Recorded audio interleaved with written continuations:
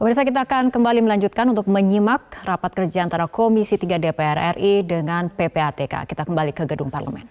Masih banyak teman-teman kita Pak Ivan ya, yang masih naik motor orang pajak, masih ngekos itu orang pajak. Orang bea cukai masih susah-susah juga, masih banyak Pak. Nah, jangan sampai moral mereka ini terdowngrade. Jangan sampai kementerian yang mungkin kita katakan relatif baik ini juga ya dirundung masalah baru, orang nggak mau bayar pajak, kita pusing Pak. Itu. Berikutnya saya ingin sampaikan begini Pak.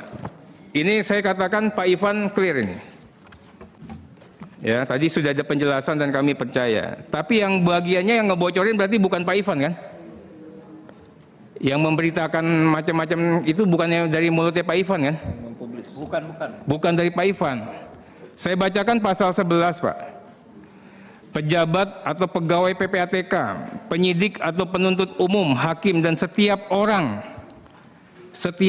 itu termasuk juga menteri, termasuk juga Menko Pak. Ya.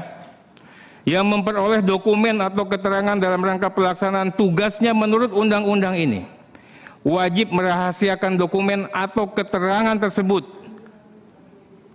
Sanksinya Pak, sanksinya setiap orang itu dipidana dengan pidana penjara paling lama 4 tahun. Ini undang-undangnya sama Pak. Ini serius gitu loh. Nanti kita juga teman-teman kan kita ada sesi berikutnya untuk bisa klarifikasi.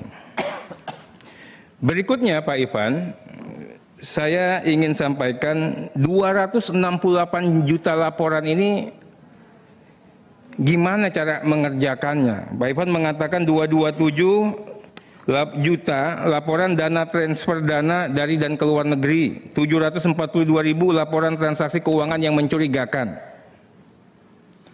Gimana kita bisa terima laporan ini gimana? Yang Bapak tahu Pak, model-model begini yang untung ini kasihan PPATK-nya, LHA-nya dipakai jualan sama aparat penegak hukum. Sekarang semua laporan Pak, semuanya ujungnya plus TPPU. Mau hilangin TPPU-nya bayar. Kenapa? Dikasih dulu LHA-nya dari PPATK, ini loh ada LH. Padahal LH itu kan belum mengikat, betul kan? Tapi orang takut daripada TPPU bayar dulu Pak. Besok hati-hati Pak. Saya minta semua LHA atau permintaan TPPU yang diberi kepada PPATK oleh penyidik, polisi maupun jaksa laporin ke DPR. Jangan semuanya TPPU minta LHA, LHA-nya nggak dipakai, TPPU-nya hilang jadi duit.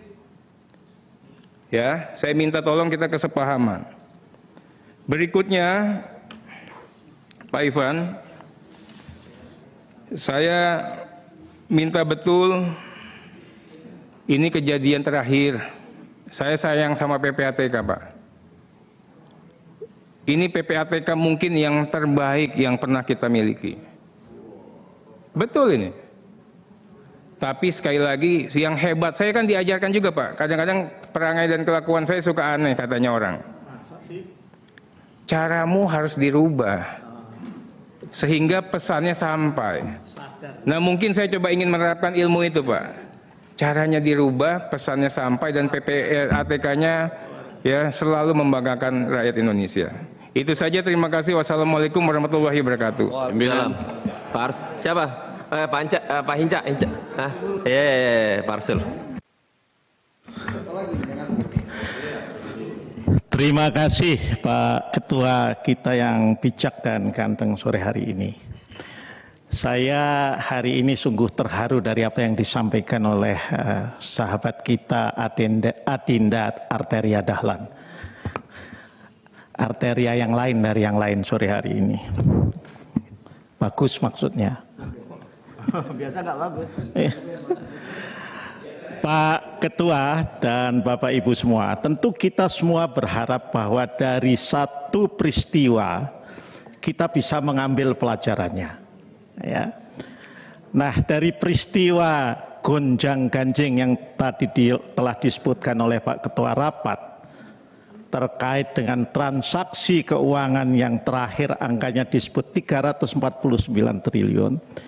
Saya kira saya berharap Pak Ketua Rapat, forum ini juga bisa kemudian mengklarifikasi dan meluruskan dan juga memberikan keadilan, termasuk kepada teman-teman kita di Kementerian Keuangan yang barangkali ya memang ada oknum yang nakal, tapi tidak semuanya nakal, tapi terdolimi, ya, terdolimi karena terungkapnya kasus ini. Jadi ini juga harus kita klarifikasi.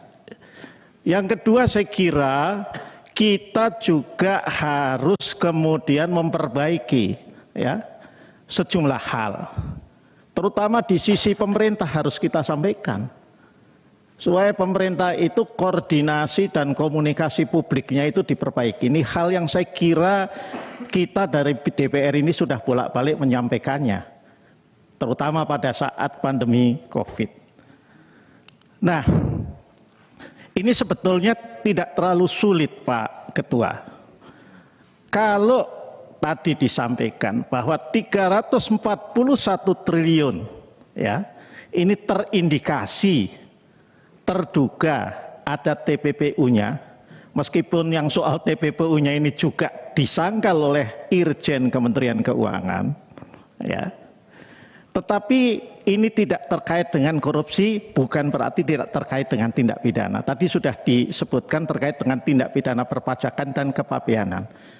Nah, mengapa ini tidak kemudian diklarifikasi? Yang kepabeanan itu berapa? Ya, antara periode yang disebut berapa? 2009 sampai 2022. Yang perpajakan itu berapa? Dan yang lain-lain itu berapa? Kalau itu memang bukan korupsi. Saya kira Pak Ketua sebetulnya di dalam kertas kerja ini sudah menyebutkan, tapi kan hanya untuk periode tahun 2022.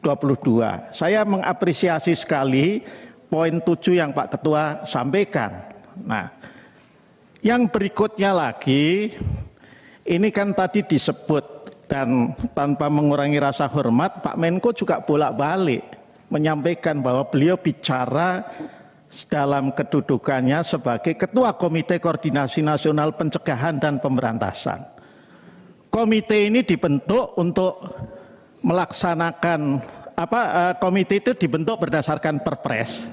Saya tahu Perpres 6 2012 dan kemudian diperbaiki dengan Perpres 117 tahun 2016. Ya, sebagai pelaksanaan dari pasal berapa itu? 92 ya. Ya. Nah, tapi saya ingin ingatkan, mari kita baca. Jadi jangan gampang-gampang juga merujuk. Kita bacalah pasal 4 ini tidak diperbaiki di Perpres 117 2016.